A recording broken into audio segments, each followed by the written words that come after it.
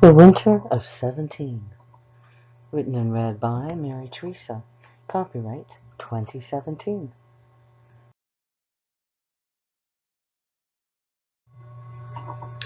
In the winter of 17, and while the war was entering its second century, the area had the worst snowfall in many years. The winds howled louder than the people trapped in their homes. Travel was not advisable, said the last radio contact. Sometime in the early dawn, the lights went out.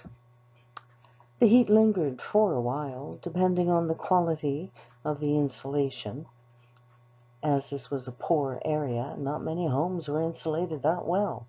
The trailers, whether discarded travel trailers turned into guest quarters or double-wide luxury mobile homes, didn't much matter. Aluminum and cold mixes water with the oil.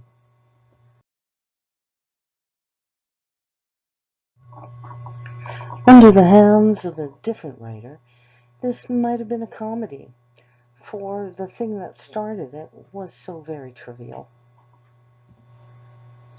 At least, that's what the rumor was.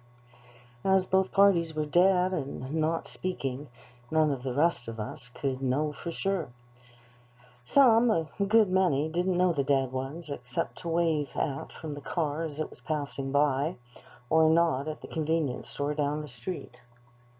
The ones with cars, most of them, went shopping outside the area, and I know this for sure because I earned some extra cash by helping them with unloading their groceries. Their houses were well insulated.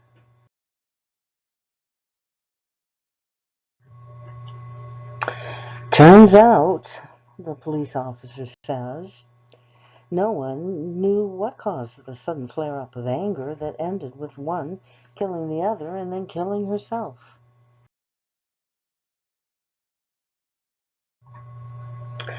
They were reduced to driving a single car in the last storm, I said. And he said, oh, yeah, but I didn't know what to make of that response, and said no more. As he didn't ask any more questions, this was okay. I asked him to pick up milk before he came home, and he said, meh. And I could not be certain of whether I would have milk or not. Pudding was out.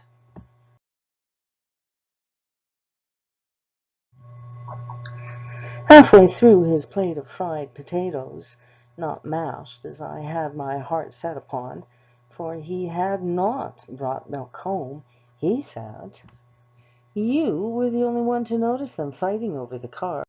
Turns out they had one of the cars fixed just last week, so that could not have been it. Meh, I said, because I was wondering how to weather the storm predicted to return that night. We have plenty of wood, he said, reading my mind as per usual, and I can bring more in before bed.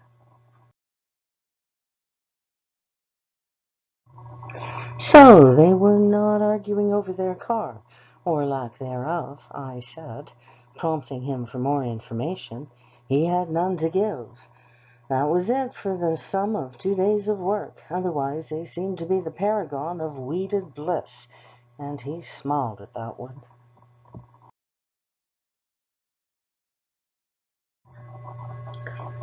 Weather does funny things to people, I pointed out. I had not eaten my fried potatoes. My heart was set on mashed ones, and I grew resentful. No milk, I said. Sorry, he said. But the store was out time I got there. The gas station I did not think to check. 'Twas so many people there stocking up for tonight.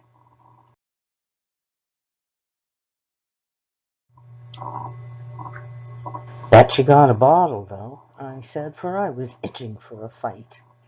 He would have none of it. I did not. You could have picked milk up yourself, and he took the offensive. I had no money, I said, and my voice rose just a bit. The wind outside howled in response, and my bones ached with the remembrance of the cold last night when the fire went out, after he told me he would stay close to it so as to stoke it now and then.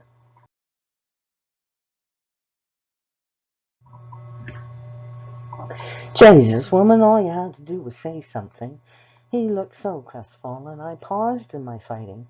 I was in no mood for conciliation, however, nor interested in being fair. I howled louder than the wind, and the sound of glass breaking caught my attention, and I stopped.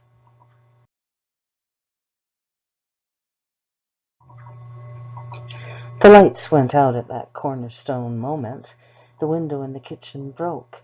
We could see it just as the lights went out, and we could feel that angry wind with its cold.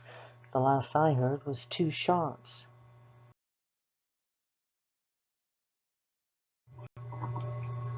I do not believe this, the police officer said.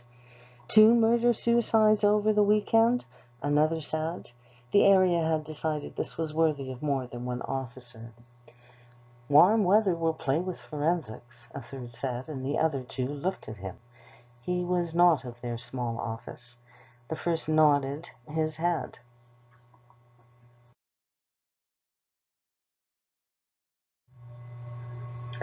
Was unseasonably warm this past week, he said.